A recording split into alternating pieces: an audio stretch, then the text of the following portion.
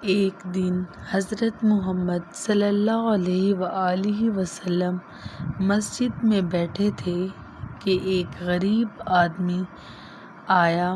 کپڑے پرانے تھے اور چہرے پر پریشانی تھی۔ اس نے کہا، یا رسول اللہ، میرے پاس کچھ نہیں، گھر میں بھوک ہے۔ آپ نے صحابہ سے پوچھا، کون اس کی مدد کرے گا؟ ایک صحابی کھڑے ہوئے اور اسے اپنے گھر لے گئے۔ گھر جا کر دیکھا تو صرف ایک روٹی تھی۔ بیوی سے کہا، بچوں کو سلا دو، چراغ بجھا دو اور مہمان کو کھانا دے دیتے ہیں۔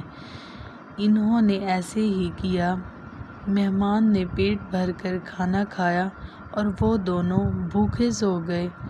اگلے دن جب وہ صحابی مسجد آئے تو آپ صلی اللہ علیہ وآلہ وسلم مسکرائے اور فرمایا، اللہ تم دونوں کے عمل سے بہت خوش ہوئے۔